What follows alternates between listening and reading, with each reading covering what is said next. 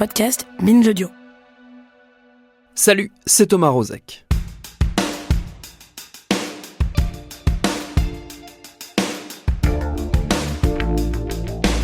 Tous notés, tous fliqués, vous commencez à comprendre l'idée et l'ampleur du problème soulevé par le travail au long cours de mes confrères Ismaël Alissa et Vincent Caucase, les deux auteurs du film Un monde 5 étoiles, un film à découvrir en ce moment sur France.tv et dont nous sommes partenaires. Dans les épisodes précédents, on a vu à quel point les notes s'infiltraient partout, du privé au public, des livreurs au commissariat en passant par les boutiques, les restaurants, les services divers et variés de la vie courante et même, forcément, les médecins.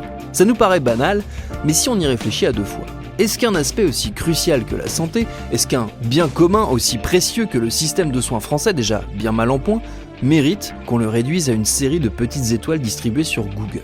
C'est ce qu'on va se demander dans cet épisode. Bienvenue dans Programme B.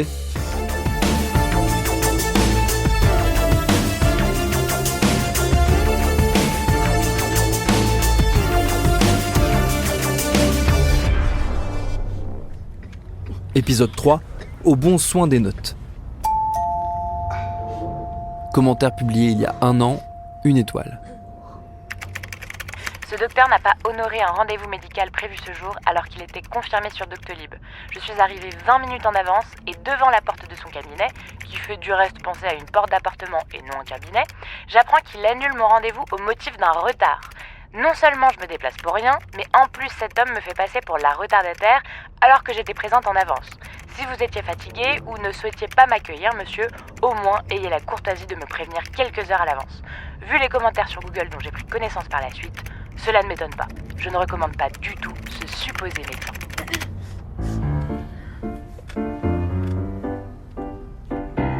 Commentaire publié il y a 4 mois, 1 étoile. Je n'avais jamais vu de médecin ayant des magazines valeurs actuelles dans sa salle d'attente.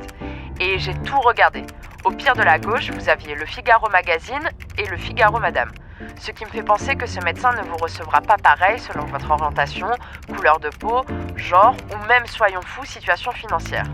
Je n'avais pas vu les autres avis Google auparavant et en dehors des magazines d'extrême droite, Wikipédia le dit, pas juste moi, ce médecin m'a mis très mal à l'aise pendant la consultation. Et je plains les patients qui viennent le voir dans l'urgence. Il n'y a pas de secret. Quand la plupart des consultations proposées sont sans rendez-vous, on sait pourquoi. Commentaire publié il y a 3 mois, 1 étoile. Malade depuis plusieurs semaines, docteur posait un diag de rhinopharyngite, du Rhinadvil prescrit pour combattre l'infection que j'avais, qui nécessite au final des antibiotiques. Perte de temps et d'argent. Au vu des autres avis rédigés, je ne suis guère surpris. Au moins, grâce à cette mauvaise expérience, je prendrai l'habitude de regarder les avis Google avant de contacter un nouveau médecin. 30 €. Commentaire publié il y a 10 mois, 1 étoile. Horrible, à éviter, à fuir. Je regrette de ne pas avoir consulté les avis Google avant. En plus, il n'a pas voulu passer ma carte vitale et il m'a simplement volé 35 € pour une consultation de nul. Un enfant aurait pu faire mieux, c'est une arnaque. Commentaire publié il y a 2 semaines, 5 étoiles. J'ai pris rendez-vous le jour même et le docteur m'a très bien reçu, contrairement à la plupart des avis. Pensez à mettre un avis aussi lorsque vous avez une bonne expérience. Ça évite aux personnes de s'affoler inutilement.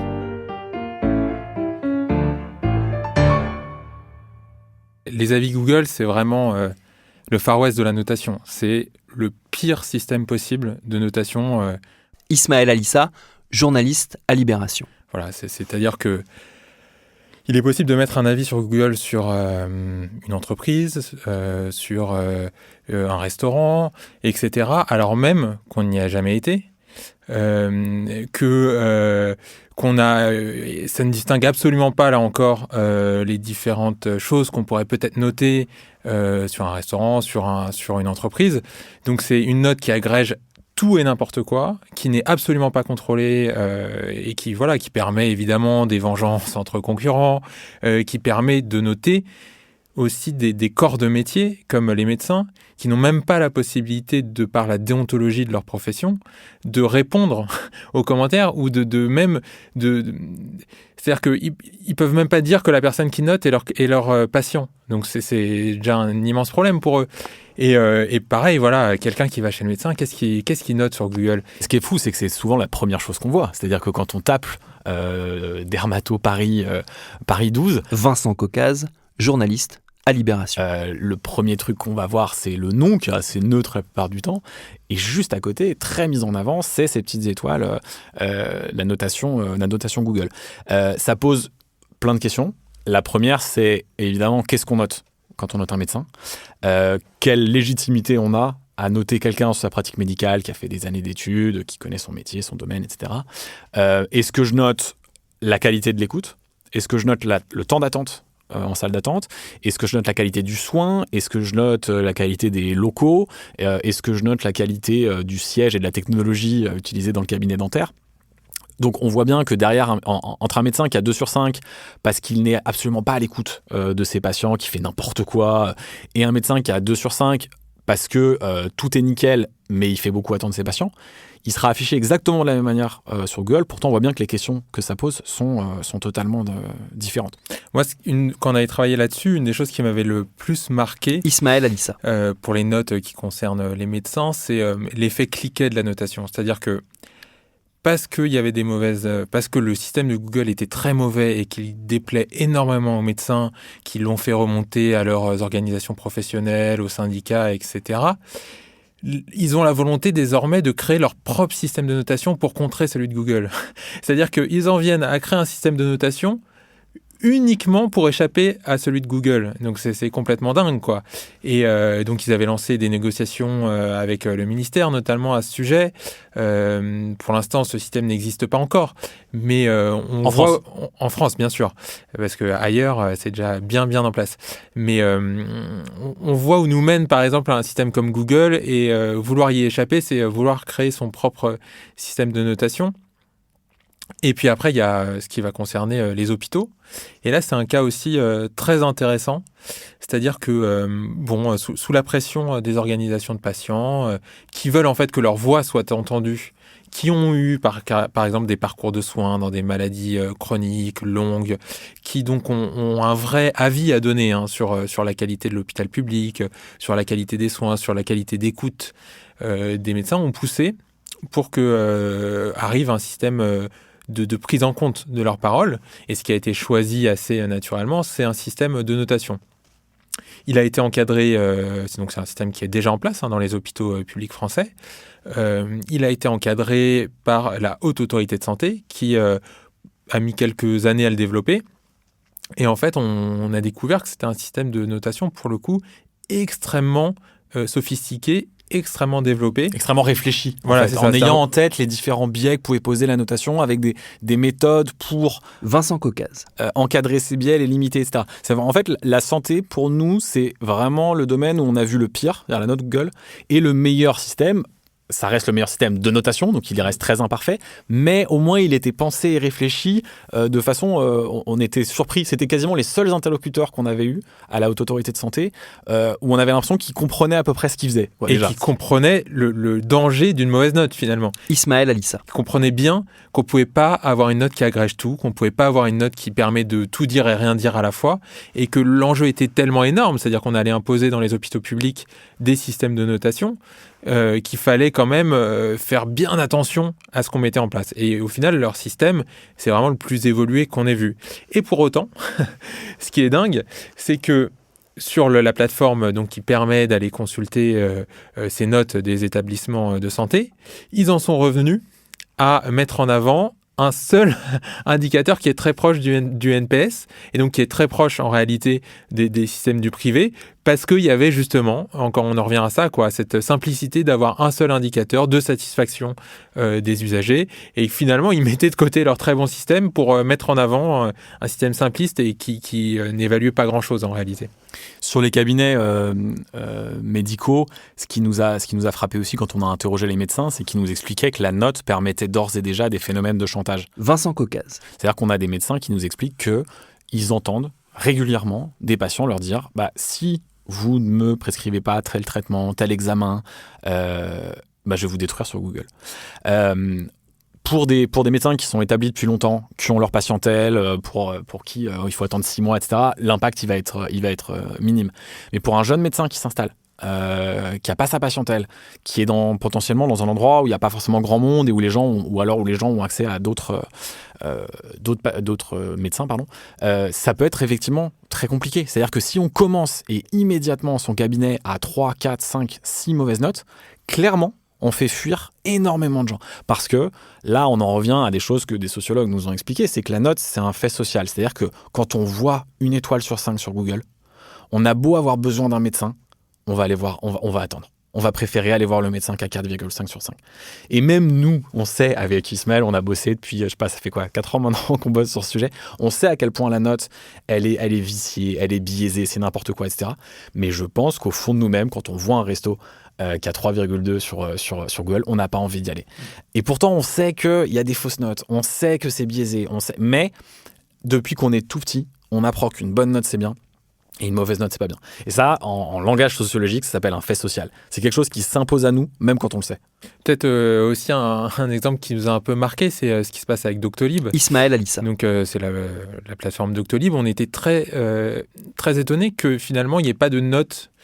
Donc on s'attendait finalement à ce que Doctolib développe un système de notation, et en fait on a compris que c'était pas dans leur intérêt, parce qu'en réalité Doctolib, ils sont rémunérés par les médecins, donc c'est les médecins qui payent un abonnement mensuel pour être sur cette plateforme de réservation d'un rendez-vous, et que la volonté des médecins pour l'instant, c'était plutôt d'échapper à ces systèmes de notation, même si, comme j'expliquais, ils voulaient peut-être aussi développer le leur, mais justement, ils voulaient pas que Doctolib impose son propre système de notation, et vu que les clients de Doctolib sont les médecins, ils sont pas allés vers un système de notation qui aurait été vécu comme imposé par la plateforme aux médecins, quoi. Et c'est vrai que c'était très surprenant, parce que le profil des créateurs, des dirigeants de Doctolib, c'est justement tout cet esprit start-up, très compatible avec les systèmes de notation, mais vu que leurs clients, c'est les médecins, ils ne le mettent pas en place, quoi.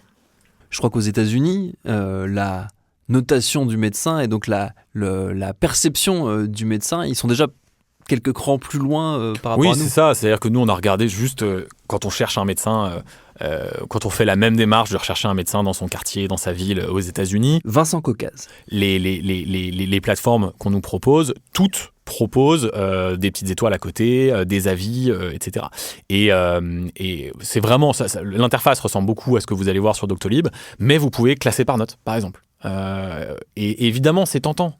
Et je comprends de la part d'un patient, quand on est confronté à ces systèmes-là, on se dit quel risque je vais prendre d'aller voir un médecin qui a 1 étoile sur 5 si je peux aller voir un qui a 5 sur 5.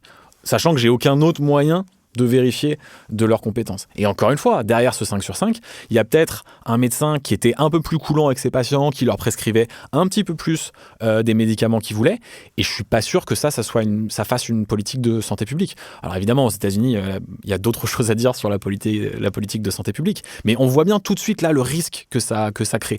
Et encore une fois, ça c'est pas spécifique à la médecine, mais ça permet de montrer à quel point c'est absurde.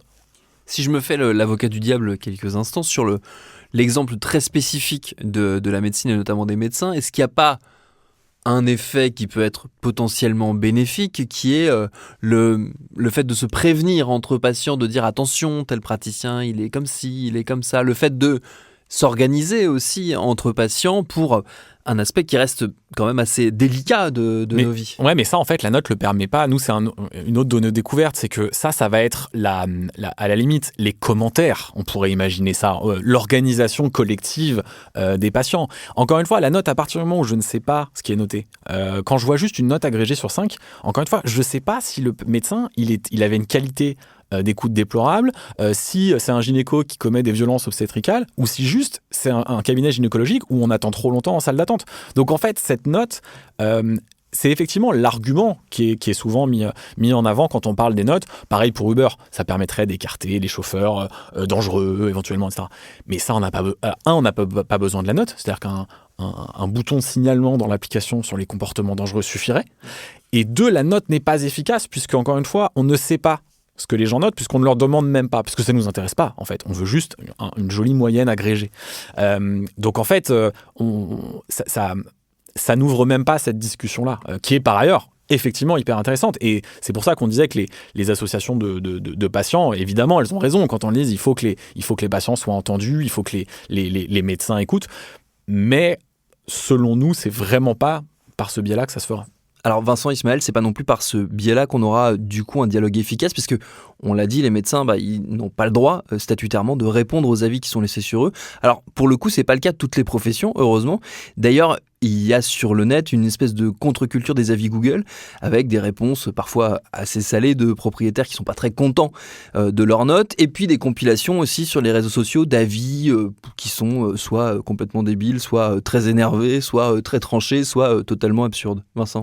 Ça, il y a plusieurs choses à dire. Moi, je trouve que c'est plutôt sain, parce que souvent, je trouve que ça permet de montrer le côté un peu absurde. Il y a aussi dans ces commentaires, ces compiles de commentaires, il y en a une bonne partie qui relève du trolling, c'est-à-dire des gens qui publient des faux commentaires. Oui, qui sont fait un peu une spécialité de trouver du commentaire le petit drôle, avis marrant, absurde, machin. Et en fait, ça participe à décrédibiliser plus globalement, je pense, les faux commentaires. Nous, dans le bouquin et dans le livre, on donne la parole à Alain Damasio, qui est un auteur de science-fiction, qui a théorisé à la fin des années 90 dans un bouquin un monde de la notation. Donc il a tout un avis, il a bien repensé la question, et lui il dit le meilleur moyen de s'opposer à la note, c'est pas de pas noter ça, c'est de saboter le système. C'est-à-dire trouver un moyen d'injecter plein de faux avis. Peut-être que le trolling en fait partie. L'autre truc que je voulais dire, c'est que ce côté commentaire-réponse, quand ça reste sur Google, ça va. Nous, on a un ou deux exemples où ça a un peu débordé dans la vraie vie, avec quelqu'un qui nous racontait qu'il avait mis un avis un peu saignant sur une brasserie au pied de son lieu de travail, et que le lendemain, ça tambourinait fort à la porte de son bureau pour lui casser la gueule, parce que le restaurateur n'avait pas beaucoup apprécié le commentaire. Donc voilà, bon, ça c'est évidemment des phénomènes qui sont marginaux, mais ça existe aussi. Oui, donc aujourd'hui, c'est vrai que ça nourrit une culture Internet, notamment à travers Ismaël, Alissa. des comptes Instagram qui vont repérer ces faux avis et en faire une compilation. Pas forcément des faux avis, mais des avis drôles. Oui, des avis drôles. Pas forcément des faux avis, mais parfois des faux avis. Qui vont en faire une compilation assez drôle, quoi.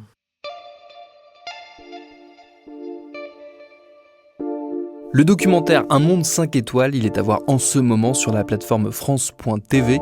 Le lien est à retrouver dans la description de cet épisode et des prochains.